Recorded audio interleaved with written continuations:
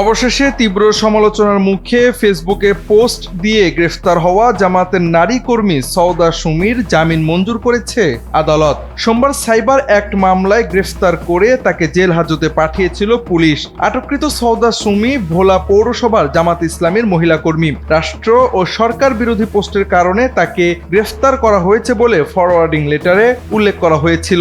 এ ঘটনায় তাৎক্ষণিক তার নিঃশর্ত মুক্তির দাবি জানিয়েছিল ভোলা জেলা জামাতে ইসলামী। তবে মঙ্গলবার তার জামিনের বিষয়টি নিয়ে পোস্ট করেছেন বাংলাদেশ জামাতে ইসলামীর কেন্দ্রীয় মজলিসের শুরা সদস্য ও পটুয়াখালী 2 আসনের সংসদ সদস্য শফিকুল ইসলাম মাসুদ। সওদা সুমিকে গ্রেফতারের ঘটনায় দেশব্যাপী ব্যাপক সমালোচনাও শুরু হয়। সোশ্যাল মিডিয়ায় কেউ কেউ বলছেন আওয়ামী আমল ফিরে আসার কথা, আবার কেউ তুলেছেন বাক স্বাধীনতা হরণের আলোচনা।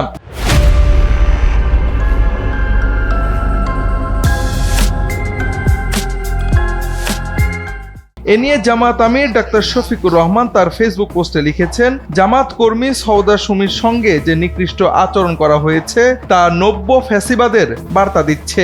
এ বিষয়ে ডাকসু ভিপি আবু সাদিক কায়েম লিখেছেন, যারা একসময় নিজেরাই ফ্যাসিবাদের শিকার ছিলেন তাদের শাসনামলে এমন অযৌক্তিক গ্রেফতার ও হয়রানি কোনোভাবেই কাম্য নয়। তবে কেউ কেউ তুলে এনেছেন গ্রেফতার বিবি সওদার ফেসবুক অ্যাকাউন্ট থেকে অনবরত ফেক ও প্রোপাগান্ডা ধরনের নিউজ পোস্ট করার কথা, যা সমাজে গুজব ছড়িয়ে ভীতি সন্ত্রস্ত করছে বলে অভিযোগ করছেন তারা। সব মিলিয়ে এই ঘটনায় সামাজিক যোগাযোগ মাধ্যমে ব্যাপক তোলপাড় শুরু হয়েছে।